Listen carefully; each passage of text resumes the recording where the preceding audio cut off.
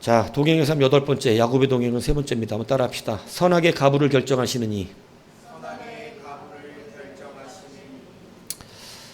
창세기 28장 15절의 말씀을 우리가 베이스로 붙들고 지금 계속 말씀을 전하고 있는 건 알고 계실 겁니다. 그래서 첫 번째 우리 지난 시간에 너와 함께 있어 이거 했죠. 너와 함께 있어. 자, 오늘은 네가 어디로 가든지 너를 지키며 이거 하는 거예요. 네가 어디로 가든지 너를 지키며. 자, 네가 어디로 가든지 너를 지키며라고 할 때 우리의 동행 가운데서 하나님께서 여러분을 어디로 가든지 이 어디로 가든지를 다른 말로 하면 무엇을 하든지 이것도 같은 말이에요. 무엇을 하든지 하나님 너를 지키신다. 이 이야기를 하는 거죠. 자, 그러니까 어디로 가든지 무엇을 하든지 지키는 그 하나님의 은혜가 어떻게 나타나는 것일까? 동행 안에서. 하나님은 어떻게 우리를 무엇을 하든지 어디로 가든지 우리를 지켜주시는 걸까? 이 이야기를 하고자 하는 것이에요. 그러니까 그것에 대한 그 동행의 능력이 뭐냐면 선악의 가부를 누가 결정하신다? 하나님이 결정하신다는 거예요. 여러분의 동행의 삶의 능력은 여러분의 선악의 가부를 누가 결정하시냐면 하나님이 결정하신다는 거예요. 이해가세요? 뭐가 이해가 어떻게 알아? 설교도 안 했는데. 어? 그걸 지금 얘기하려고 그러는 거예요. 야곱을 통해서. 야곱은 참 여러분 알다시피 가자마자 라헬에게 반합니다. 라헬에게 반해서 라헬과 결혼하겠다 그랬더니 그 외삼촌 라반이 7년을 일해야 된다. 그래서 7년을 일해요. 성에 써놨어. 수일같이 여기면서. 얼마나 살아겠는지 그 7년을 아까워하지를 않아.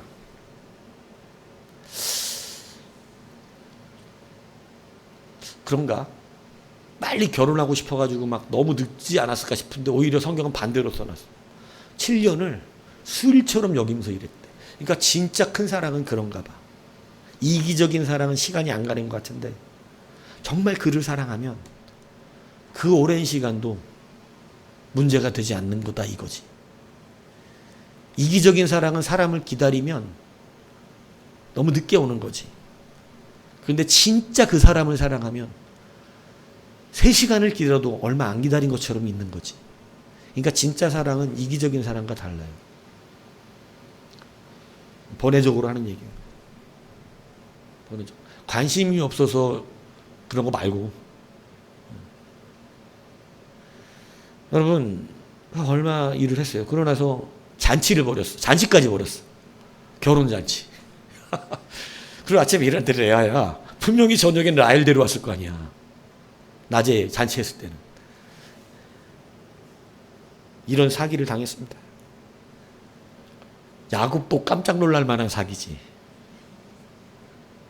그러면서 하는 얘기가 그거예요. 우리는 동생을 먼저 시집 보낸 경우가 없대. 7년 동안 아무 말도 안 하다가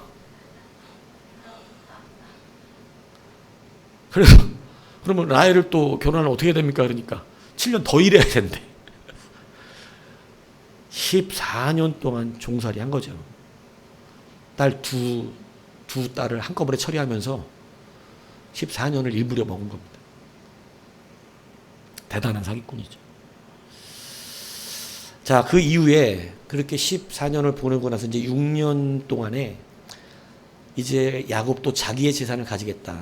이렇게 말합니다. 자식들도 있고 아내도 있는데 이제 나도 내 재산을 가져야 될 거 아니냐.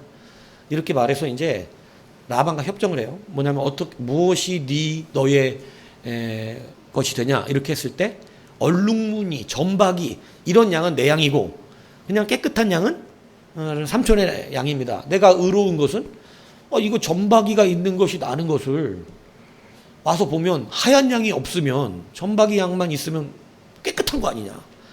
이렇게 이야기를 하는 거예요. 그러니까 라반이 생각할 때 그렇죠. 그럼 속일 수가 없잖아. 똑같은 흰 양이면 이게 내 양이네 네 양이네 싸우겠지만 이건 명확하게 구분이 되니까 그러네 이러면서 라반이 허락을 합니다. 그런데 오늘 30장 37절 38절에 보면 이렇게 해요. 야곱이 버드나무와 살구나무와 신풍나무의 푸른 가지를 가져다가 그것들의 껍질을 벗겨 흰 무늬를 내고 그 껍질 벗긴 가지를 양떼가 와서 먹는 개천의 물 그 위에 세워 양떼를 향하게 하매 그때가 물을 먹으러 올 때 새끼를 베니. 그러니까 뭐냐면 버드나무, 살구나무, 신풍나무를 갖다 껍질을 벗고 얼룩달룩하게 하고 만들었고 양이 물을 먹을 때 그걸 세놓으면 어떤 방법인지 모르겠지만 어떻든 얼룩박이 양이 나와. 얼룩박이. 그러니까 맨 나는 양이 뭔 양이냐면 얼룩박이 양이 나는 거예요. 야, 이것이 과학적 근거가 있다 없다의 문제를 떠나서 이것은 정직한 거예요, 정직하지 않은 거예요? 이거는 지금 자연스럽게 나는 양을 가르는 게 아니잖아요. 의도적으로 누구 양만 나게 하고 있어? 자기 양만 나게 하고 있는 방법을 쓰고 있는 거죠. 이거는 사기치고 있는 거예요. 무슨 얘기인지 아시겠습니까? 식당에서 주인하고 서로 반반씩 나눠 먹긴 했어. 김밥이 팔리면 네 거, 오뎅이 팔리면 내 거야. 근데 갑자기 김밥만 팔아. 오뎅 안 판대. 이거하고 똑같이 하고 있는 거지 지금. 아, 오늘 오뎅 다 떨어졌다. 맨날 먹을 게 김밥밖에 안 남았다고. 이걸 속이는 거죠. 근데 그 비슷한 짓을 하는 거예요. 그리고 더 웃긴 것은 여러분 41절 42절에 보면 튼튼한 양이 새끼 뵐 때는 양의 개천에다가 다시 그 가지를 둬. 힘이 좋은 양, 튼튼한 양들이 올 때. 그리고 약한 양이 올 때 빼. 그래갖고 튼튼한 양은 누구 양이 되고 자기 양이 되고 비실비실한 양은 사람의 양이 되는 거예요. 자, 이거는 이걸 누가 정직하다고 말하겠어요? 이건 솔직히 악한 일을 한 거죠. 그죠? 악한 일을 했어요. 그런데 이 결과가 어떻게 되었다고 43절에 보세요. 어떻게 됐어요? 43절. 이에 그 사람이 매우 번창하여 양떼와 노비와 낙타가 나귀가 많았더라. 요 방법을 써서 이해라는 게 이 방법을 썼더니 부자가 됐다는 거예요.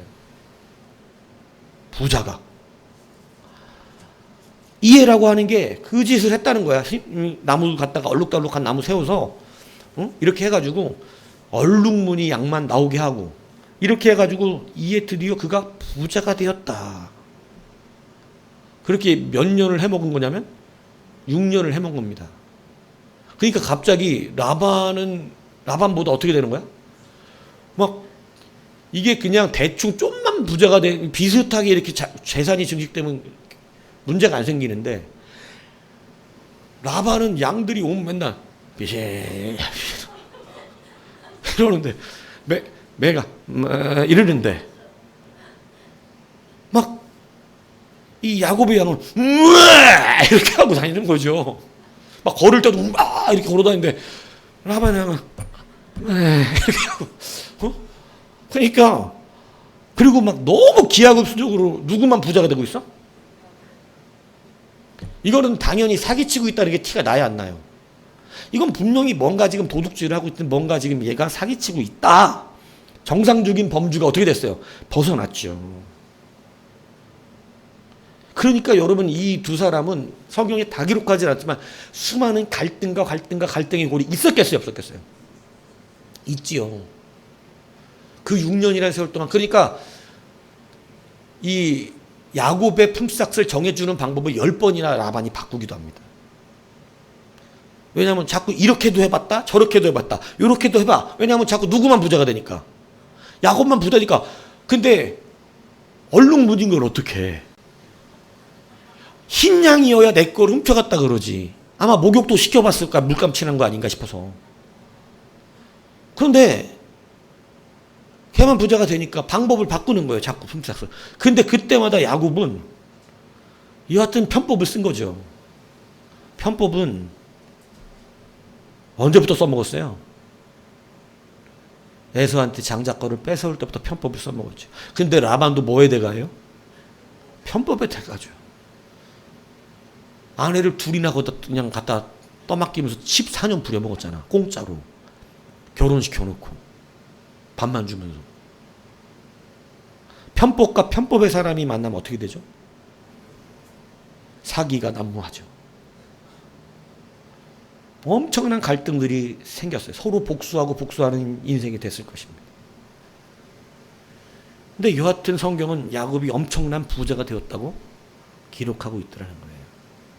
그러고 나서 6년차 되는 때 이제는 드디어 화가 라반이 날 때로 났습니다.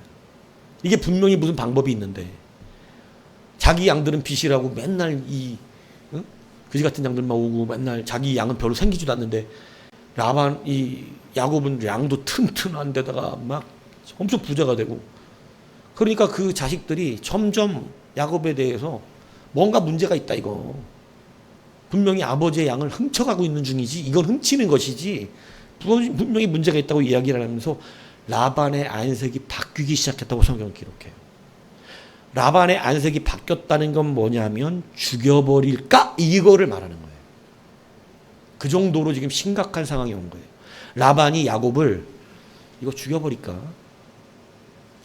지금 나를 속이는 걸 내가 내비둘 수가 없는데 분명히 뭔가 속이고 있는데 죽여버릴까? 라고 생각을. 그러니까 이제 야곱도 뭐를 느끼기 시작했냐면 뭘 느껴요? 생명의 위협을 느낀 거예요. 가나안에서 왜 도망 나갔어요? 생명의 위협을 느꼈죠. 에서한테. 나갔죠. 근데 이제는 어디서? 외삼촌 라반의 집에서 생명의 위협을 또 느끼는 거죠. 야곱은 그 인생 참 기구했습니다. 그래서 바로 앞에 갔을 때 뭐라 해요? 참 기구한 인생, 파란만장한 인생을 살았다 그러죠. 스스로가. 여러분 이게 말이 쉽지 나를 죽이려고 노리고 있는 사람이 있다는 건 두려운 일이에요. 어서 어느 뒤에서 뒤통수를 맞을까. 그래서 이제 이 집을 떠나기로 결정합니다. 근데 라반이 당연히 그냥 보내줄 리가 없잖아. 곱게.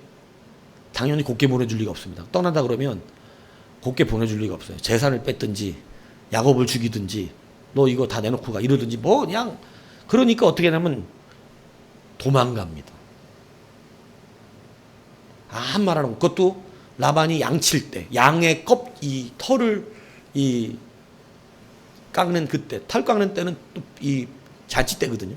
사람들이 다 거기 집중돼 있다고. 그러니까 그때 내빼버려. 모든 재산과 아내들을 내리고 쫙 내빼는데 누가 일렀어. 근데 3일 뒤에 일렀어. 그러니까 이제 칼찬 군사들을 데리고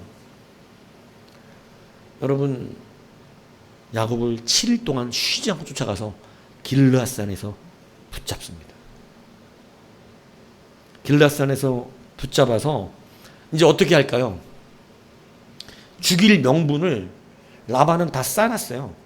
죽일 명분을 다 싸놔가지고 여러분 뭐라 그러냐면 네가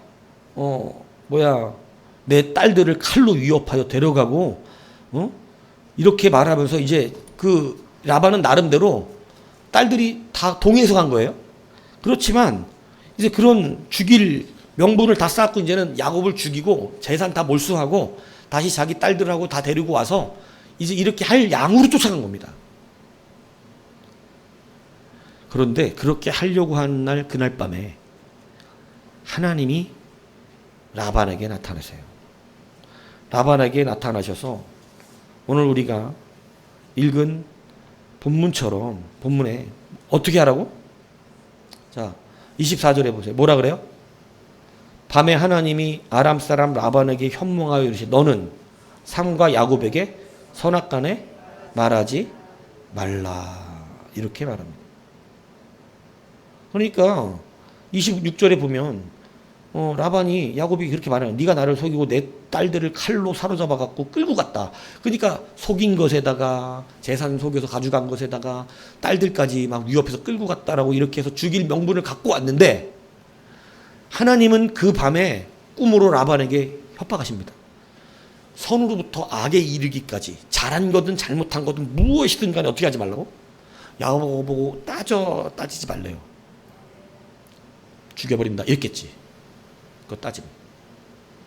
자, 여러분 이렇게 보면 우리는 하나님이 야곱의 편법을 어떻게 하고 계신 거예요 지금? 있는 것처럼 보이잖아요. 그죠? 그 정당한 일이 아니잖아요. 마치 하나님이 야곱의 속임수와 편법에 동참하신 것처럼. 그러니까 그렇게 해서 제사를 벌어도 된다? 이런 것처럼 마치 보이죠. 그런데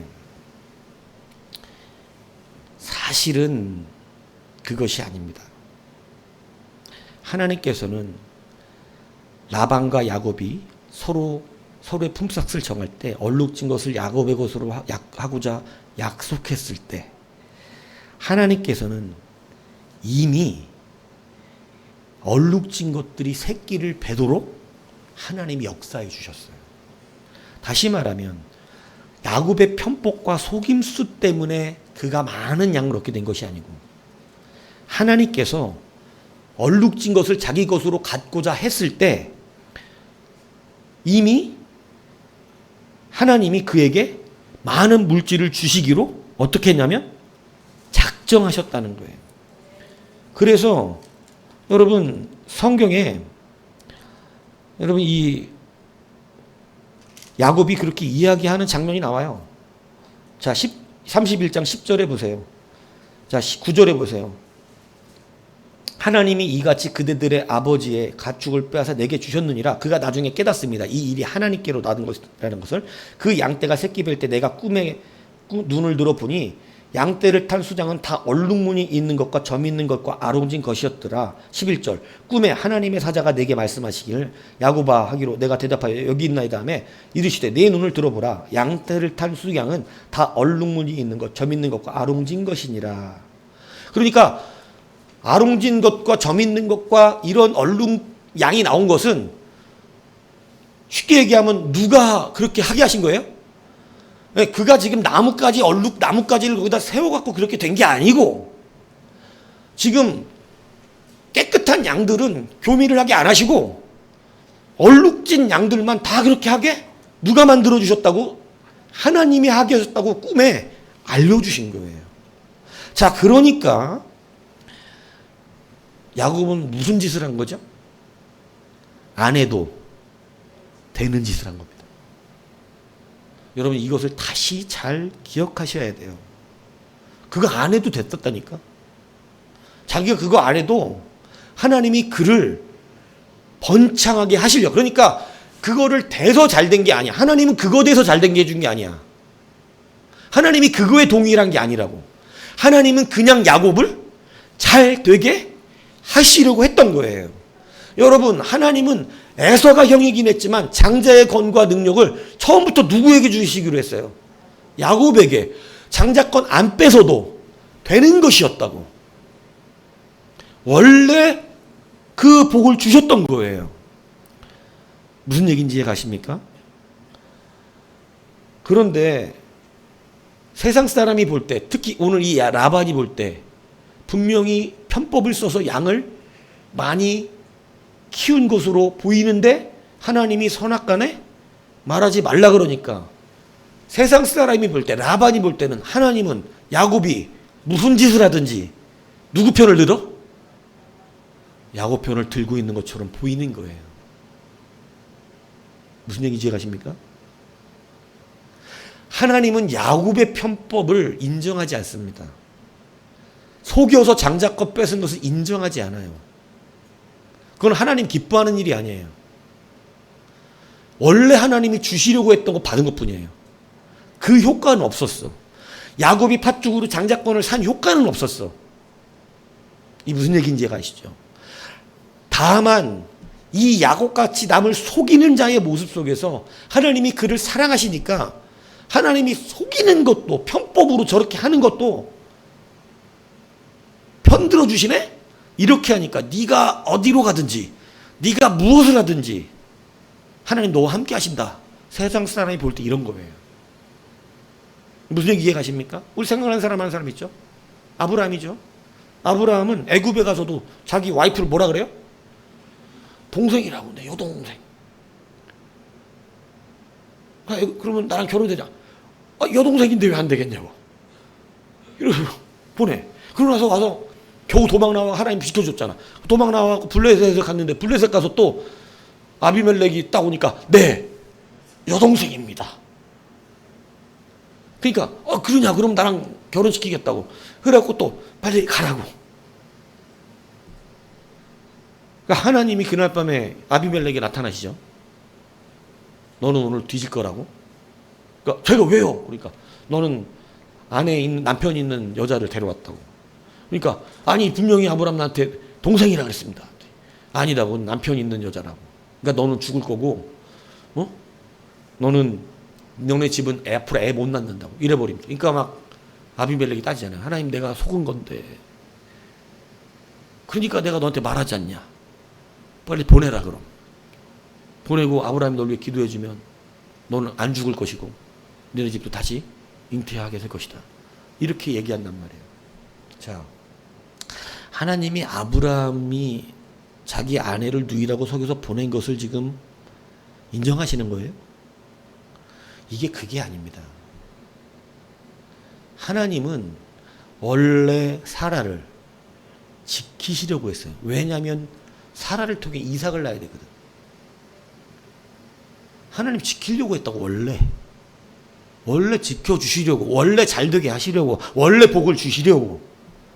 그런데 자기 스스로 편법을 동원한 거지. 이것도 아브라함도 편법을 동원해서 자기는 살려고. 이게 둘 다 사는 길이라고. 사실 자기만 죽죠. 아내는 뺏어가는 거니까. 근데 둘 다 살자고 아내한테 이렇게 해야 나도 산다고, 나를 불쌍히 여겨달라고 저 사람하고 가서 시집가라고 이렇게 보낸 거야. 편법을 동원한 거예요. 하나님이 이거 인정 안 합니다. 근데 하나님은 뭘 하신 거냐면 원래 지켜주시기로 하셨던 하나님의 보호하심을 발생하신 것 뿐이에요. 그런데 아비멜렉이 볼 때는 어떻게 보이는 거예요? 이야, 아브라함이 이렇게 자기 아내를 누이라고 속인 것는데도 하나님은 누구 편을 들고 있어? 아브라함 편을 들고. 그러니까 쫓아와가지고 뭐라 그래? 아브라함한테. 아비멜렉과 그 군대가 비고리 와서 그래. 네가 무슨 일을 하든지 하나님이 너 편을 드는도다. 이런 거예요. 근데 이거는 아브라함의 편을 들고 있는 게 아니라 하나님이 원래 하시기로 하셨던 일을 하신 겁니다.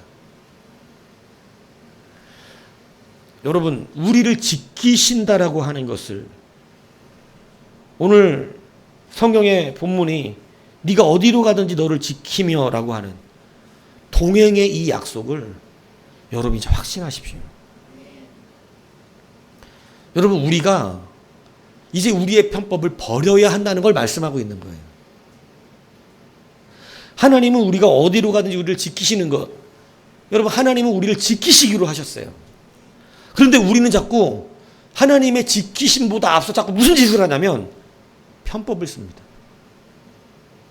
인간적인 편법을 써서 스스로가 잘 되려고 하고, 스스로가 일어나려고 하고, 스스로가 무언가를 해내려고 하는, 스스로가 스스로를 보호하고 있는 이런 일들을 하고 있는 거예요. 그러니까 돌고 고생하는 거예요. 야곱이 여러분 고생 안 했다고 말해서 자기가 자기 인생 너무 힘들었다고 얘기해요. 근데 왜 힘들어? 하나님은 원래 그를 보호하시려고 했고 원래 잘되게 하시려고 했고, 근데 누가 그 고생을 하래?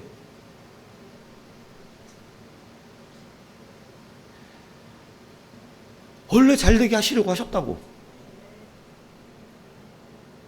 그런데 여러분, 자기 스스로 그렇게 하니까 편법과 편법의 분쟁들이 고통과 고통을 낳게 하는 거예요. 편법의 인생들은 고통스러워요. 새로운 편법자를 만나게 되고 속게 되고 믿을 줄 알았는데 못 믿는 거야. 이거 외삼촌도 못 믿잖아. 이거 외삼촌도 자기 조카 못 믿어. 에서도 누굴 못 믿어? 이 야곱 이 쌍놈 새끼 못 믿는 놈이야. 이거는 못 믿는다고. 여러분, 세상 사람이 보기는 우리를 보면 편법의 인간들처럼 보여요. 그런데도 하나님은 누구 편을 들고 있어? 우리 편을 들고 있는 것처럼 보이는 거예요. 여러분, 편법에서 벗어나셔야 돼요. 편법이 없던 자들이 있어요. 다니엘 같은 사람들, 사드락 메삭 아벳노고 같은 사람들. 이들은 처음부터 하나님 앞에 거룩하고 경건을 지켜냅니다. 편법으로 살려고 그러지 않아요. 하나님은 이들을 풀물에서 건져내시고 사자로 건져내십니다. 모든 사람들이 그를 보고 하나님을 경외합니다. 근데 야곱을 보고 하나님을 경외하진 않아요. 무슨 짓을 하든지 하나님이 너와 함께 하시는 듯다. 뭔 얘기인지 이해가세요? 그냥 원래 지키는 자리에서 자기의 편법을 버리고 있었다면 에세도 깜짝 놀랐어요. 자기가 장자인데, 자기가 장자의 축복을 다 받았는데 야곱이 하나님이 함께 하시는 걸 보게 됩니다. 다윗은 편법의 사람이 아니었습니다. 다윗은 하나님께서 그를 그냥 왕으로 세우셨어요. 다윗이 사울을 죽이고 편법으로 왕에 오른 적이 없어요. 그의 왕권은 견고합니다. 여러분, 이제 여러분 스스로가 잘 되려고 하랬던 모습들을 버리고 네가 어디로 간지 내가 너를 지킨다고 하시는 하나님의 이 은혜를 누리며 사셔야 합니다. 이게 동행의 역사예요. 이걸 믿으세요. 하나님이 여러분을 사랑하신다고요. 심지어 요셉과 이 야곱과 같이 사기를 치고 편법에 능한 자의 인생도 사랑하셔서 세상 사람이 보기에는 무슨 짓을 해도 하나님이 너를 사랑하는구나 이렇게 보일 정도로 하나님은 편법을 써서 양을 늘리라 그러신 적이 없어요. 이제는 야곱의 재산을 하나님이 주시기로 하신 겁니다. 그래서 선악간에 네가 따질 수가 없는 거야. 라반이 만약에 선악간에 따지면 이건 정직한 게 아니에요. 왜? 야곱이 그렇게 해서 가져간 게 아니었거든. 실제로는 누가 그렇게 주신 거예요? 하나님이 주신 거예요. 그러니까 선악간에 따지면 누가 틀린 자가 될까요? 라반이 틀린 자가 됩니다. 그러니까 하나님이 선악간에 따지면 네가 죽는다는 거예요. 근데 라반이 느낄 때는 그냥 야곱의 편을 들어서 야곱이 틀렸는데도 나를 죽인다 그러시네? 이렇게 생각하는 거지. 아니요. 지금 하나님이 옳게 해 놓으신 일을 자기가 어떻게 따지냐고. 하나님이 그렇게 하신 것을 따지면 자기가 틀린 게 돼. 야곱이 그렇게 해도 된 일이 아니라고 이게. 이해 가십니까? 에서가 야곱이 복 받는 걸 따질 수가 없어요. 집안에 가만히 있었어도. 하나님이 주시는 복이기 때문에. 여러분 다윗이 잘 되는 것을 사울하고는 원래 따지면 안 됩니다. 하나님이 편법 없는 다윗을 왕으로 세우시기로 했기 때문에. 근데 따지다 어떻게 됐죠? 따지다 죽었습니다. 다윗의 편을 들으신 것이 아니고 다윗에게 원래 그 약속을 하신 거예요. 옳고 그름이 사울왕이 생각할 땐 다윗이 자기들의 왕권을 뺏어가는 걸로 생각했지만 인간들의 사람들의 인기를 얻어서 아니요. 하나님이 주시기로 하셨던 거예요. 여러분 그래서 네가 어디로 가든지 무엇을 하든지 내가 너를 지키겠다. 오늘 이게 우리 성도에게 하신 약속인 줄을 믿으시기 바랍니다. 여러분 이 약속을 동행하는 자만이 붙드는 거예요. 동행하는 자가 이것을 붙들 때 여러분 우리는 더 이상 편법과 속임과 죄악으로 고통받지 않아도 됩니다. 아 원래 주시기로 하셨는데 뭐 하려고 그렇게 살아. 원래 주시기로 하셨는데. 여러분 좀 더 구속자적으로 이야기할까요? 세상 사람들은 이렇게 얘기하죠. 너네는 죄짓고 회개하고 죄짓고 회개하면 된다며? 세상 사람이 볼 때 그렇습니다. 마치 교회 다니면 죄짓고 회개하고 죄짓고 회개하면 되는 인간들처럼 보여요. 우리 교회가. 세상 사람들은. 근데 여러분 그거 아니죠.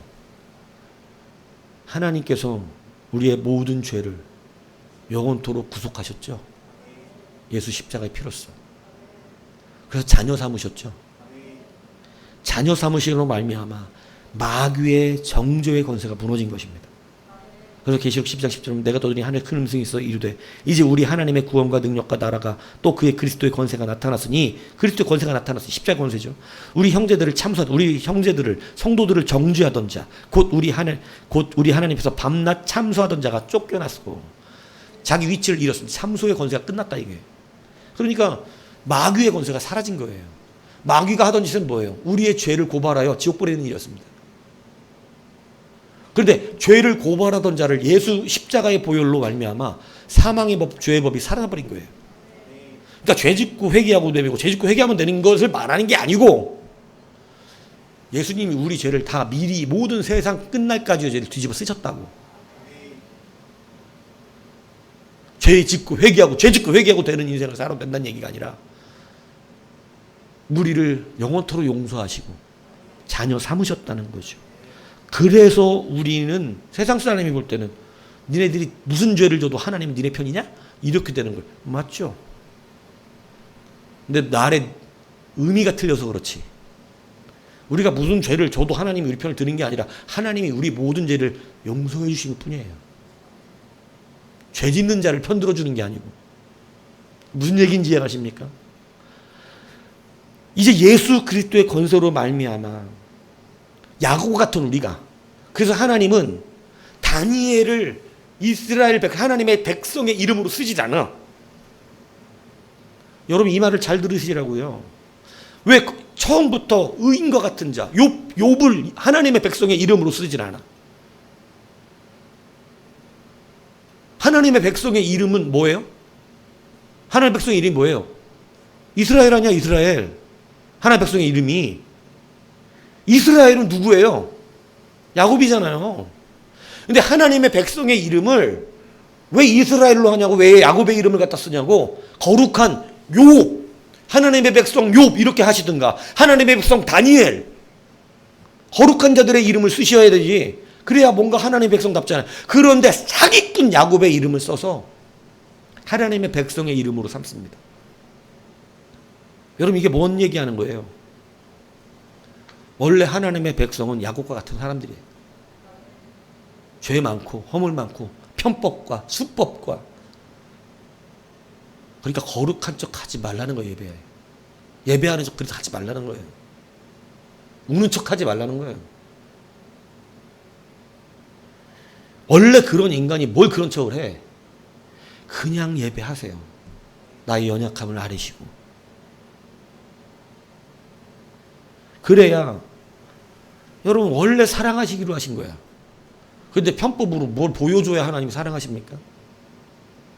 장자권 따내야 우리를 은혜 주시는 줄 아세요?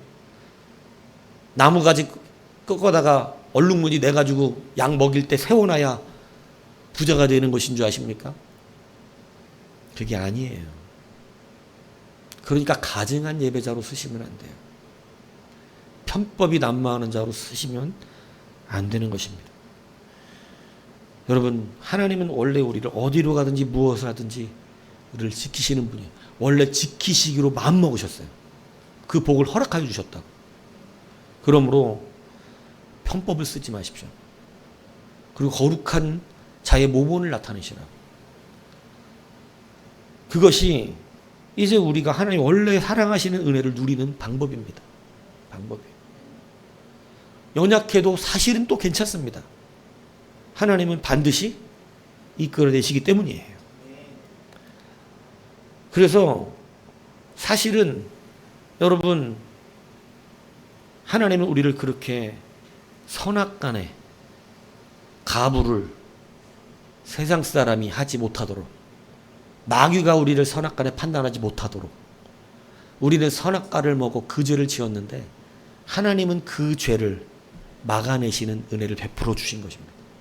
그게 오늘 우리가 어디로 가든지 우리를 지켜내시는 하나님의 참 능력이 된 것이에요. 그러니까 선악의 가부를 결정을 아무도 서로 못해. 누구만 하세요? 하나님만 하십니다. 여러분은 그 은혜를 받았어요. 그게 동행의 은혜예요. 동행하는 자, 하나님과 동행하는 자는 선악의 가부를 세상이 결정하지 못해요. 하나님이 결정해 놓으셨어. 선악의 가부를. 그게 예수의 그리스도 십자가 피잖아요. 그것이 우리의 선악을 세상이 함부로 결정하지 못하게 만든, 마귀가 우리를 정죄하지 못하게 만든 능력이라는 거예요. 여러분 믿으십니까? 여러분 이거 믿음으로 우리가 구원받는 거예요. 이거 믿음으로. 그래서 이제 때리시는 것도 누가 때리실까요? 하나님이 때립니다. 여러분, 성도의 잘못, 자기 자녀의 잘못을 남들에게 맡겨서 그 운명을, 그 생명을 남들에게 맡겨놓지 않으세요. 하나님은 이제 우리의 생명도 하나님이 갖고 계세요. 라반이 야곱을 따라서 죽이려고 했지만 그가 잘했든 잘못했든 간에 너는 죽일 수 없다는 거예요. 왜냐? 야곱은 나의 자녀이기 때문에 그렇습니다. 나의 백성이기 때문에 그래요. 재산도 뺏어서 달아나고 딸과 손주들을 칼로 협박해 달아가고 우상인 드라빔도 훔쳐 달아난 그러한 자를 못 죽여.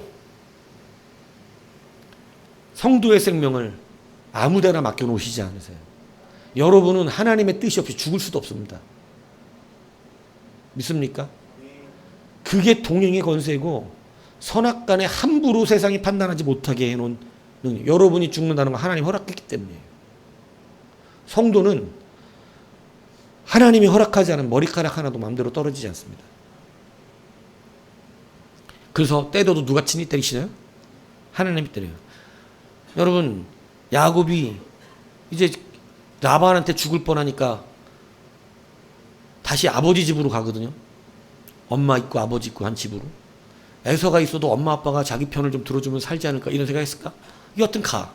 그런데 여러분, 에서가 마중 나옵니다. 400명 굴고 칼 들고. 뭐 하려고? 예, 당연히 뭐 칼로 머리 쓰다도 줄 건 아니지. 죽이러 나오는 거예요. 죽이려. 20년 만에 이제 복수를 하러 나오는 거예요. 그런데 여러분 보세요. 하나님은 야곱을 에서가 때리게 두지 않습니다. 야곱의 생명을 에서가 좌우지하게 두시지 않아요. 때려도 누가 때려요? 하나님이 때려요. 하나님이 보셔도 야곱은 야곱스러워요. 그래서 하나님이 너희 버러지 같은 너희 야곱 아이래요.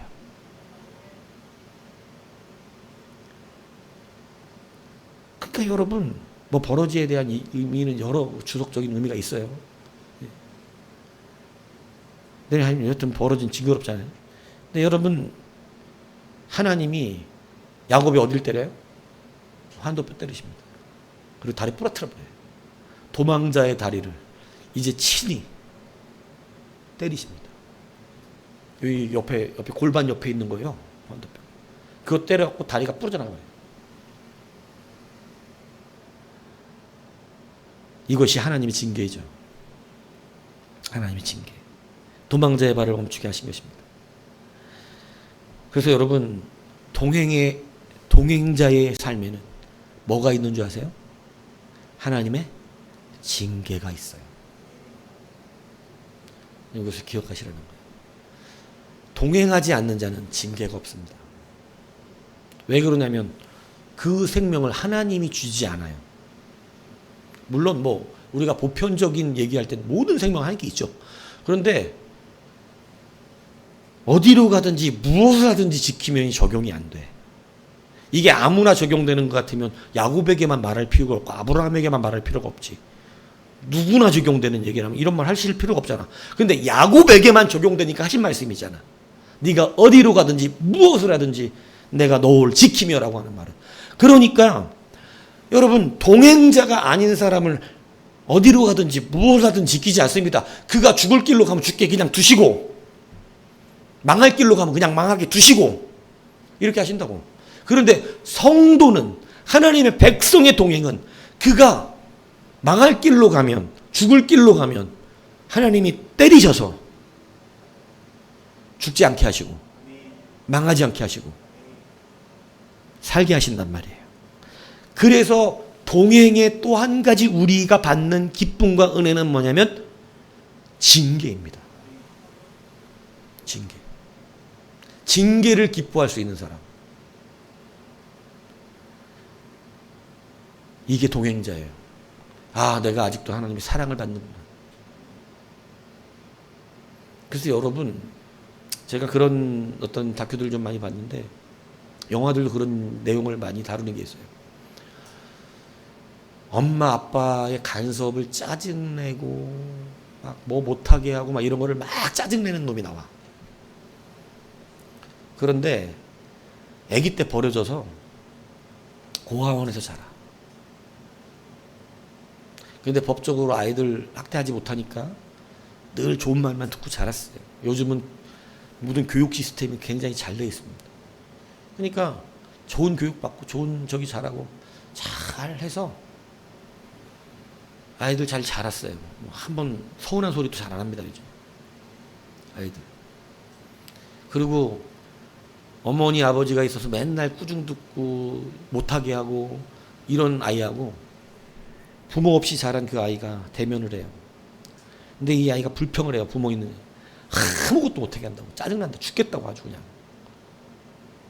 그리고 막 얘기하니까 이 한 번도 부모 없이 자란 아이가 나는 나에게 혼내주는 부모, 꾸중해주는 그 부모가 있었으면 좋겠다고. 나는 그럼 맨날 혼나도 행복할 것 같다고.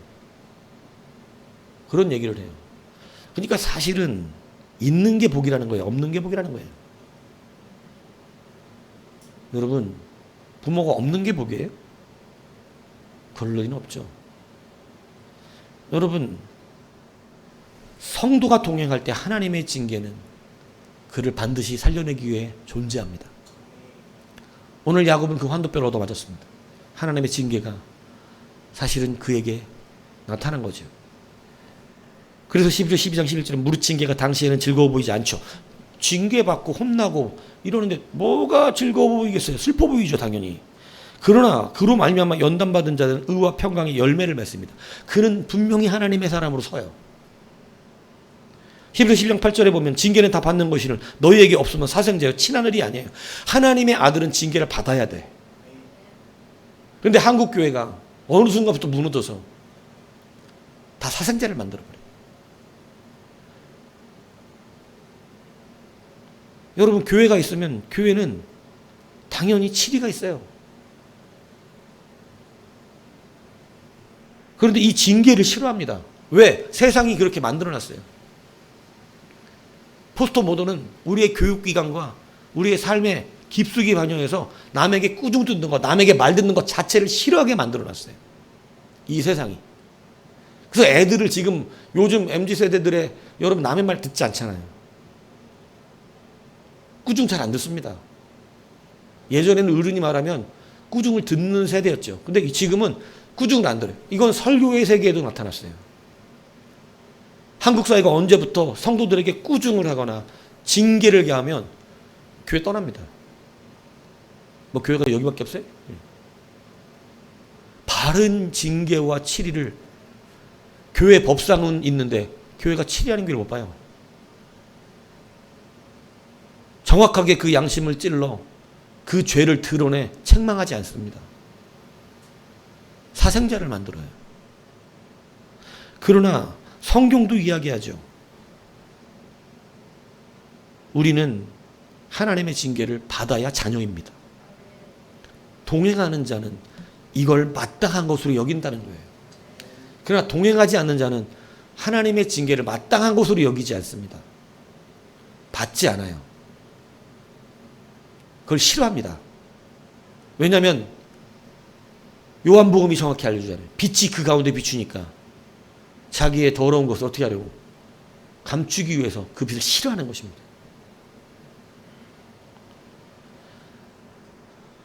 여러분, 이 징계는 끝장내는 징계가 아니잖아요. 이 징계는 살리시는 징계고 사랑의 징계며 의와 화평의 열매를 맺게 하는 열매의 징계입니다. 이런 징계 없이는 여러분 자라날 수가 없어요. 자녀들을 보십시오. 이건 농담을 하는 게 아니라 어릴 때 매를 많이 맞은 자녀가 사실은 인격이 정확하게 형성됩니다. 정확히 형성돼요. 근데 매를 맞고 자라지 않으면 물론 그 가운데도 워낙에 천성이 좋아서 괜찮은 놈들도 있지만 간혹 매가 필요 없는 애들도 있더라고요. 그런데 보통은 매를 맞고 자라면 바로 쓰더라고. 생각이 깊어요. 매를 통해 생각이 깊어집니다. 근데 매 안 맞은 애들은 생각이 짧아요. 매 안 맞고 자라는 애들. 단순합니다, 아주. 참을성도 없어. 매를 맞으면 참을성도 있어. 그래서 여러분 아이들의 인격이 사실은 여러분 물론 매를 무슨 감정과 분노의 폭발로 부모들이 하는 애는 성경도 금합니다. 그건 아이들의 노여움을 탄다 그래요. 부모가 아이들을 감정 가지고 노여움으로 후드로 패는 게 아니라 자기 화풀이 대상이 아니잖아, 애들은. 그거 하면 아이들은 노여움을 탄다고. 그래서 그건 징계가 아니야. 그거는 폭력이지. 근데 징계는, 바른 매는 여러분 인격이 형성되는 일이에요.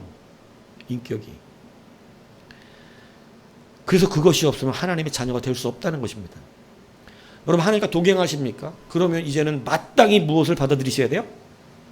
징계요. 이 징계는 어떤 징계냐면 남들에게 징계시키지 않아요. 여러분을 남들에게 얻어맞게 만들지 않는다고. 세상이 여러분들을 패게끔 두시지 않아. 그래서 하나님 앞에 있는 자녀는 안전한 징계, 우리 눈에 보이는 망하는 건데 안전하게 망해. 안전하게 얻어맞는다고. 세상은 폭력을 행사합니다. 그러나 하나님은 폭력이 아니에요. 징계지.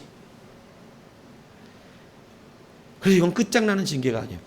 여러분 하나님의 자녀들은 그래서 다 매를 맞습니다. 하나님의 징계의 사랑의 매를 맞아요. 그리고 그 매를 맞으면서 열매 맺는 자로 성장하게 일어나는 거예요. 오늘 야곱도 그 매를 맞습니다. 그 매를 통해서 그는 성장합니다. 하나님께 가까이 가기 시작합니다. 그래서 여러분 우리가 참된 동행의 삶을 살기 위해서 오늘 두 가지 말씀드렸어요. 의미적인 말씀을 드렸지만 선악은 누가 판단하세요? 하나님만 판단하세요. 여러분 이 선악의 판단은 뭐냐면 하나님은 우리를 어디로 가든지 무엇을 하든지 어떻게 한다고? 지키시는 거예요. 원래 복주기로 하신 하나님이에요. 원래 복주기로 했는데 우리는 복을 받으려고 어디로 가고 그죠? 무슨 엉뚱한 짓을 한다는 게 문제고요. 그러나 그럼에도 너에게는 원래 뭐가 예정돼 있었어요? 복이 예정돼 있죠. 근데 그 편법의 값은 자신이 치른다니까. 그래서 야곱 고생한 거예요. 그래서 고생한 사람 찬양을 할 때 야곱 찬양을 돌베개 105장 같다는 거예요. 고생한 사람의 대표가 야곱이거든. 얼마나 고생을 했는지. 그러니까 편법에 고생을 해. 하지만 하나님이 원래 주시기로 한 복을 이행하신다고. 우리는 원래 연약해서 죄를 짓죠. 그러나 죄의 그 연약함 때문에 하나님이 친히 때리실지언정 남에게 우리의 생명을 맡기진 않으신다. 이게 동행의 복인 줄 믿습니까? 그렇지 않아요? 하나님이 때리실지언정 남에게 우리의 생명을 맡기시자. 남에게 맡기면 폭력당해. 깡패가 와서 후드로 팬다고. 근데 하나님 남에게 맡기지 않아요. 남들에게 우리의 선악을 판단하여 징계하라고 하지 않아요. 하나님이 선악을 판단하세요. 야, 그거 내가 준 거야. 걔가 속여가지고 얻은 게 아니고 내가 원래 준 거야. 마치 장발장을 훔쳐간 은쟁반들을 촛대 둬주면서 죄인 아닌 구로 만드는 것처럼 하나님께서 우리를 그렇게 만들어내시는 거죠. 그러므로 여러분 이제 바른 하나님과의 동행 안에 다시 한번 들어가시기를 바랍니다. 여러분을 위해서 하나님께서는 십자가를 치르셨습니다. 여러분의 죄를 인정해 주시지 않아요. 하지만 여러분의 죄를 떠안으셨습니다. 이것을 분명히 기억하십시오. 그래서 자기의 자녀를 삼으셨고 때리셔도 남들이 때리게 하지 않습니다. 어떻게 하세요? 하나님이 친히 징계하십니다. 징계받는 자기의 친부모가 있다는 것, 징계하는 친부모가 있다는 것은 감사한 일이에요. 누구는 그걸 받아보고 싶어해. 왜? 그걸 뭐로 느끼니까. 그들은 그걸 사랑인 줄 알고 있대. 나를 사랑하니까 간섭해 주는데 보육원에서 간섭을 안 해. 누구 하나 진짜 나를 위해서 말해주는 적이 없어. 위에서 화내는 자가 없는 거예요. 위에서 너 그거 하지 말라고! 난리 날라고 그러는 거야 지금. 일부러라도 화내거든요. 왜? 그거 하면 진짜 큰일 나면 잘못될까 봐. 근데 여러분 이게 사랑으로 아는 자니까 그 큰 소리도 기쁨이 될 수 있는 거죠. 그러니까 여러분 너무나 복에 겨우니까 또 이걸 모르는 것입니다. 근데 여러분 동행은 하나님이 친히 때리실정 여러분 우리를 세상의 폭력에 맡기지 않습니다. 정죄당하게 하지 않습니다. 하나님 모든 것 판단하십니다. 왜냐하면 아버지시기 때문에 그래요. 그리고 여러분이 맞는 징계보다 이미 주님이 맞은 징계가 주님이 받으신 건 징계가 아니라 사실은 폭력이죠. 그걸 자기가 감당하시고 주신 은혜인 것이에요. 이 깊이를 깨달아야 아는 거예요. 자녀들은 잘 모르죠. 부모가 떠안고 가고 있는 그 무게의 압력들을, 책임지고 있는 그 무게의 압력들, 그죠? 그런 그림이 있었어요. 어떤 성도가 돌이 날라와서 요만한 돌 하나가 날라서 여기 탁 맞은 거야. 그러니까 이게 약간 피가 났어. 그러니까 막 예수님한테 원망을 하면서 왜 나를 돌 맞게 하시냐고. 그런데 나중에 그 그림을 보니까 예수님이 뒤에서 엄청난 돌의 폭우가 쏟아집니다. 수많은 비난과 수많은 채찍과 이 폭력의 돌들이 날라오는데 그걸 다 막고 계시는 거예요. 그런데 조그마한 파편 하나가 튀어서 그 머리에 맞은 거야.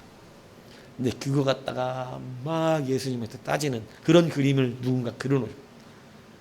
예수님이 아이고 조그만 돌 하나가 튀었구나 이렇게. 우리의 인생이 그렇다고요. 근데 여러분 그 예수님이 그 자리에 안 계시면 그런 돌마저 죽습니다. 죽어. 근데 우린 그 사랑을 몰라. 수많은 거 부모들이 감당하면서 작은 돌 하나 튀는 거 이거를 싫어해. 여러분 우리의 신앙의 하나님 바로 그러신 분이라는 거예요. 여러분의 죄를 다 담당하셨잖아요. 여러분이 다 맞았어야 돌이고, 여러분이 썼어야 될 가시의 연류관이었고, 여러분이 바뀌었어야 될 못이고, 여러분이 찔렸어야 될 창입니다. 근데 그건 다 주님이 감당하셨어요. 그리고 작게 오는 주님의 그 징계가 그렇게 싫어요? 그 작은 책망의 한 말씀이 그렇게 이해가 안 됩니까? 하나님의 자녀는 그거를 은혜로 감사로 아는 거예요. 그게 동행자의 모습이라는 사실을 다시 한번 기억하셔서 여러분 하나님과 함께 어디로 가든지 무엇하든지 지키시는 그 은혜의 동행을 누리는 여러분이 되시기를 주님의 이름으로 축복합니다.